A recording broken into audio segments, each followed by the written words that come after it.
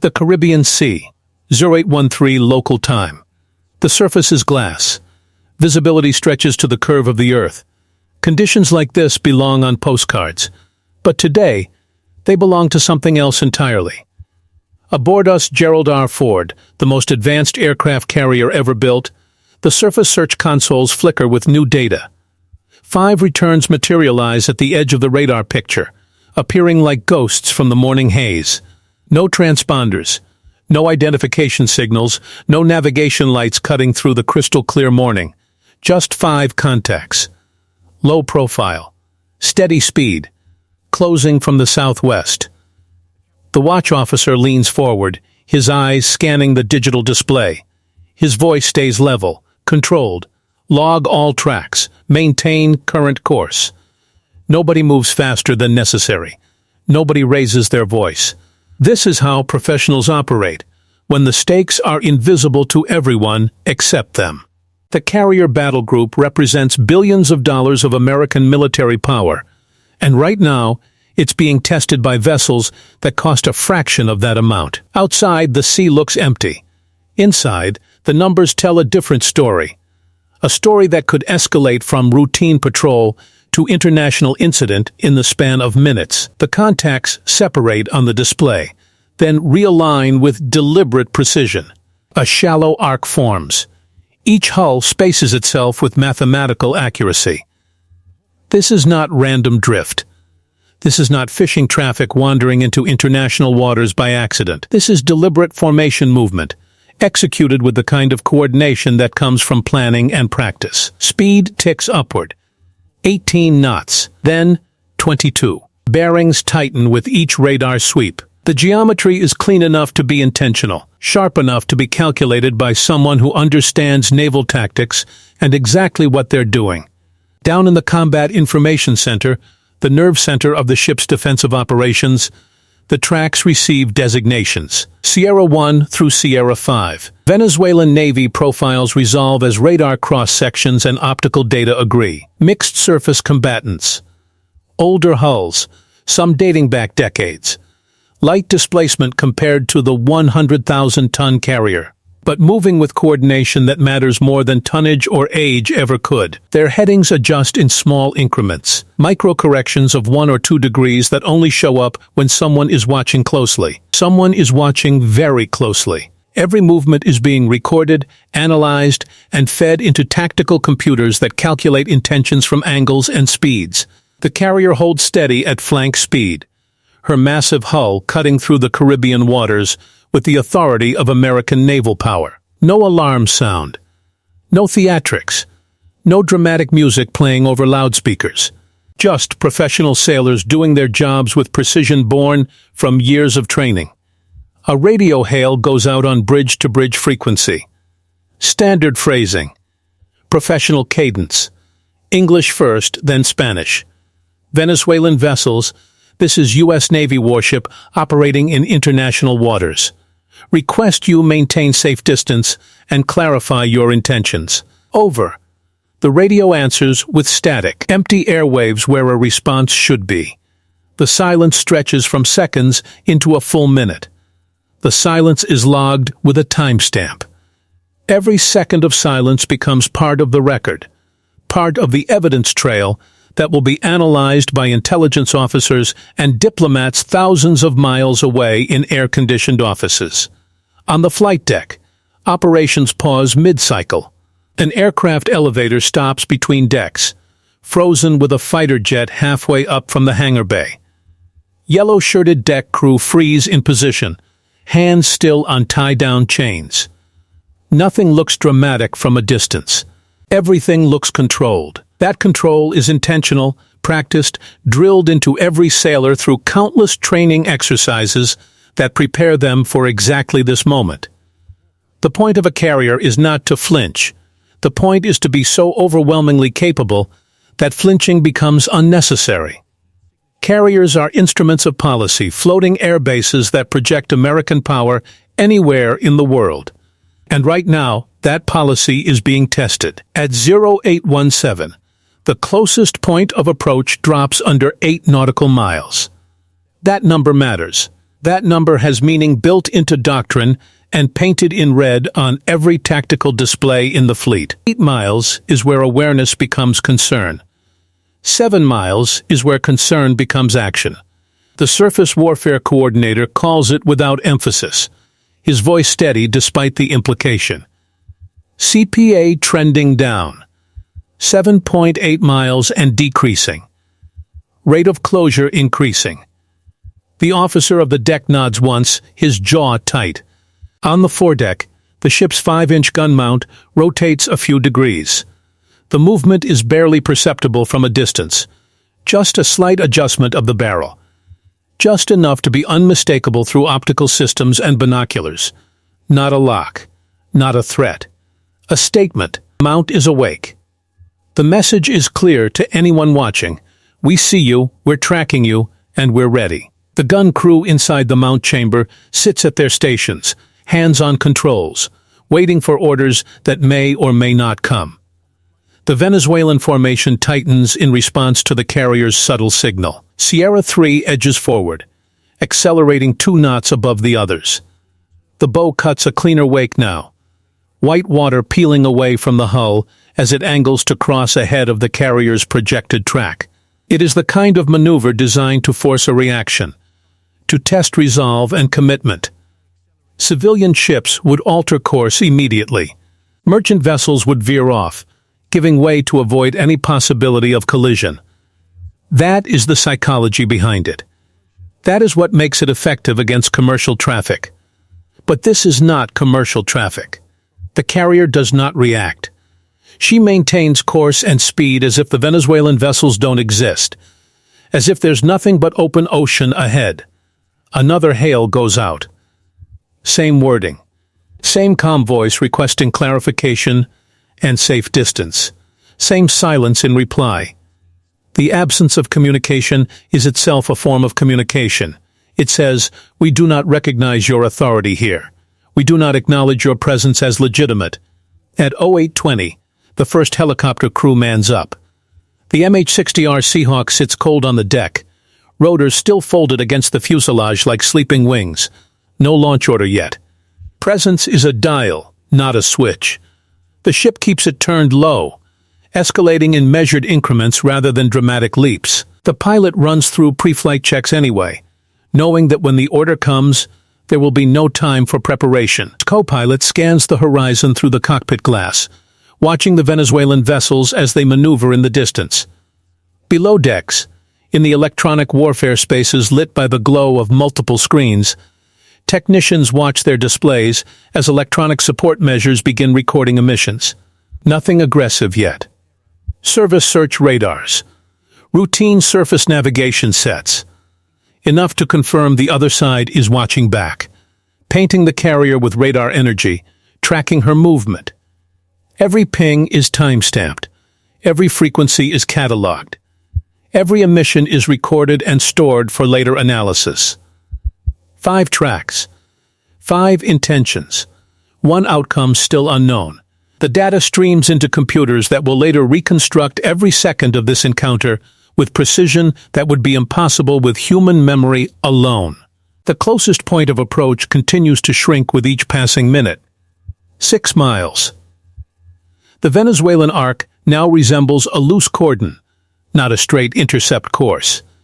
It is a shape designed to be seen, designed to project presence and control, designed to communicate without words that this is their region, their waters, their sphere of influence being encroached upon. The carrier's wake runs arrow straight through the center of the picture on the tactical display. White line that does not bend, does not waver. American resolve made visible in foam and physics. A statement written in water that will disappear in minutes, but whose meaning will last far longer. At 0823, Sierra 3's course changes again. This time, sharper. More aggressive. More deliberate. The bow swings left with purpose, aiming to cut across the carrier's path with less than 5 miles to spare. The math is unmistakable to anyone reading the display. At current speeds and headings, the 2 vessels will come dangerously close within minutes. On the bridge, a junior watchstander glances at the captain, his youth showing in that moment of uncertainty. Waiting for orders, waiting for guidance. The captain does not raise his voice. He does not need to. His authority is absolute, his demeanor calm despite the tension building in the air. Maintain course. Record everything. I want full documentation of this encounter. Visual, radar, electronic. Everything. The directive moves through the ship like current through wire, passed from station to station through sound-powered phones and internal communications. The flight deck remains paused, aircraft frozen in place like pieces on a chessboard. The gun mount holds its angle, tracking but not locking fire control radar. The helicopter stays chained to the deck, rotors still. The message is restraint with receipts. Professional conduct with ironclad documentation. The kind of response that stands up in international courts and diplomatic negotiations.